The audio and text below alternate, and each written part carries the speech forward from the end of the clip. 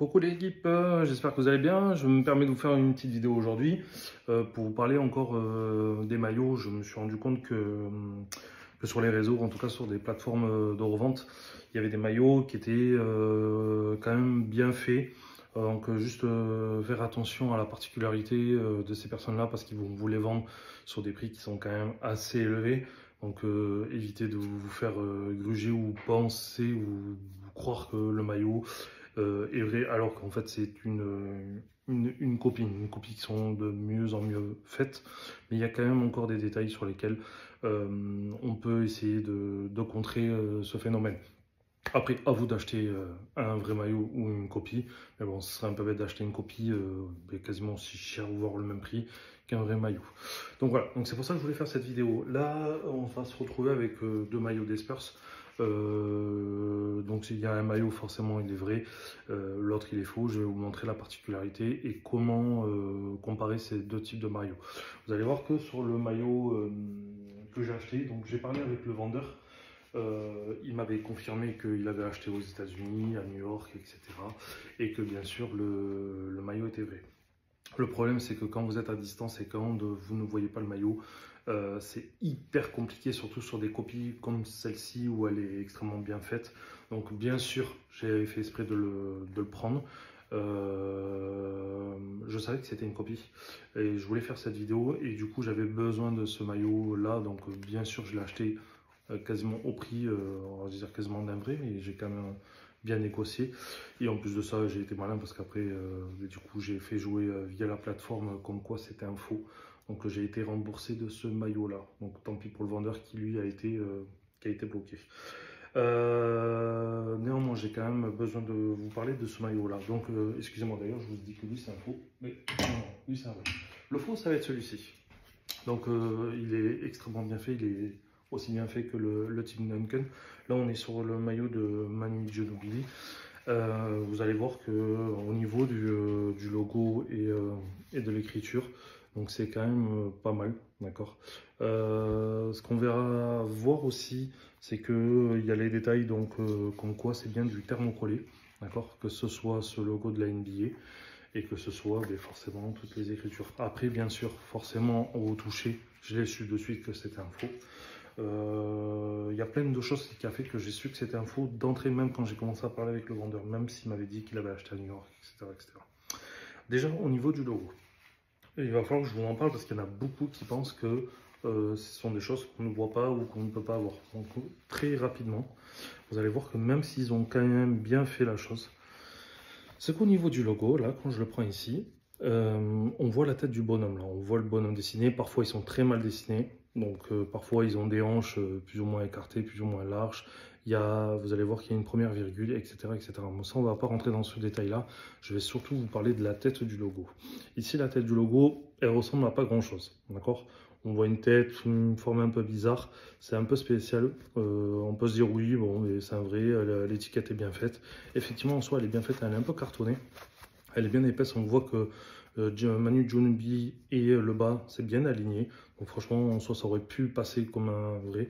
Mais sur la tête, vous allez voir le détail qui est très particulier. On voit ici qu'on a une tête, bon, comme je vous ai dit, un peu spécifique. Si je prends le vrai maillot, vous allez voir que les têtes des Mitchell et Ness, ce sont des têtes très spécifiques. Et vous allez voir que ça va vous faire rire. Mais c'est un peu, moi, ce que je me donne à peu près comme truc. J'ai l'impression que c'est la tête, vous allez rire, du président Donald Trump. Vous allez voir. Il a une coupe, ici, là, très spécifique. Vous avez vu? Il a une tête, on dirait, si vous enlevez le corps, on a l'impression que c'est la tête de travers de Donald Trump. Il a une sorte de cheveux qui repoussent à l'arrière, il y a une sorte de tête de cheveux qui est un peu à la Tintin vers l'avant.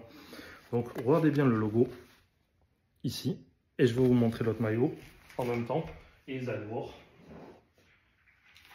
que c'est pas du tout le même logo. Donc il y en a un, bien sûr, je vous ai dit que c'était un vrai, il y en a un, forcément, c'est le faux. Donc là, on est sur la tête un peu de Donald Trump. Et là, on est sur une tête qui ressemble à rien. D'accord? Là, vous allez avoir déjà le premier indice qui vous dit que déjà, ce maillot, il est un peu bancal. D'accord? Ensuite, vous allez avoir un autre indice qui va être forcément l'étiquette. Quand j'ai demandé au vendeur de me donner l'étiquette, il m'a donné cette étiquette-là. Inutile de vous dire que, bien sûr, pas de numéro de série, pas de numéro de modèle, c'est Made in China. Mais ils sont franchement très bien faits. D'accord, je ne vais pas trop critiquer la qualité du maillot, mais ils sont quand même très bien faits. Le seul truc qui me pose problème, c'est que forcément c'est un faux maillot. Donc là, on a une étiquette qui veut rien dire, qui, ouais, ok, XL, etc., etc., 100% polycérné, etc., etc. Bref. En termes de du thermocollé, il est très fin, il n'est pas forcément épais, on le sent un peu mais ça va, donc ça c'est pas mal pour des personnes qui veulent jouer ou faire du jardin avec, d'accord, ou jouer au basket avec des maillots qui sont un peu plus légers, d'accord.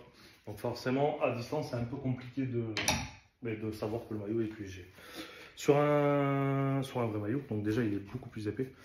Le thermocollé, forcément là pour le coup on a des vrais pavés, d'accord. On sent que c'est un morceau assez quand même costaud, d'accord.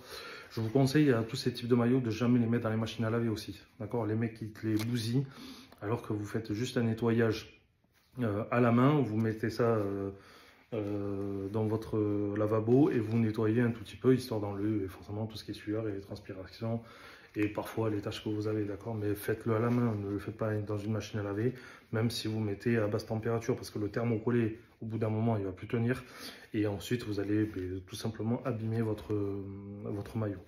Donc la différence aussi avec celui-ci et l'autre, c'est que si je prends forcément l'étiquette de ce maillot-là, désolé, parce que c'est un peu... il est là. Là, je vais avoir une étiquette avec déjà un peu plus d'infos. Et je vais avoir un numéro qui est quasiment identique à tous les Mitchell & Ness.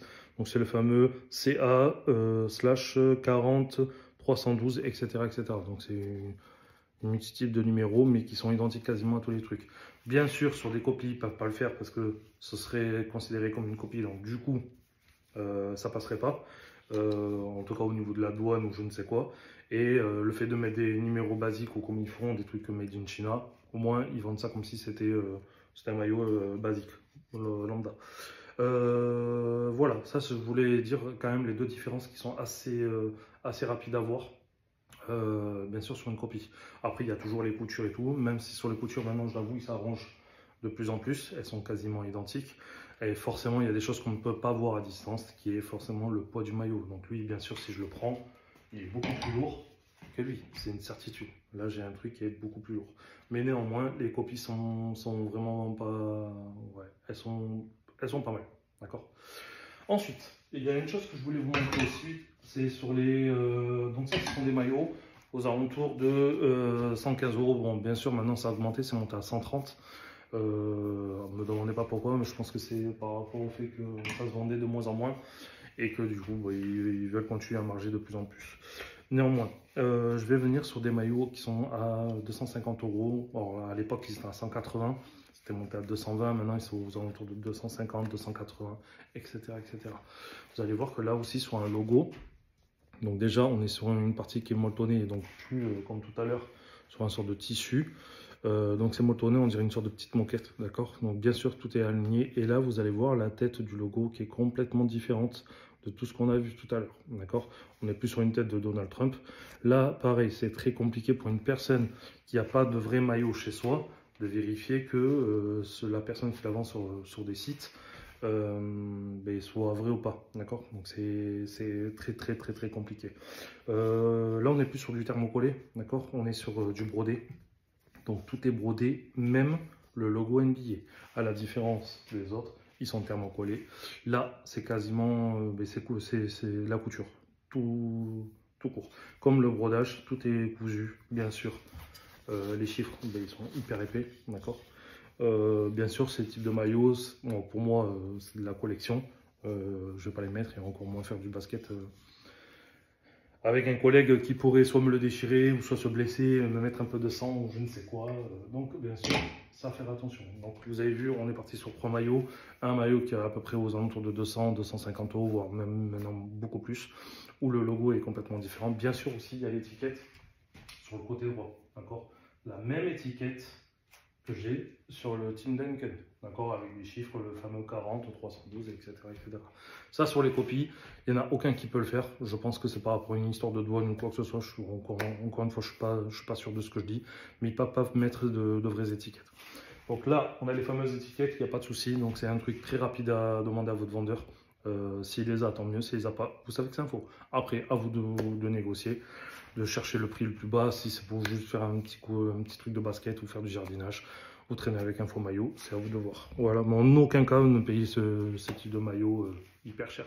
Je vous souhaite une bonne journée et à plus. N'hésitez pas si vous avez des questions. Ciao.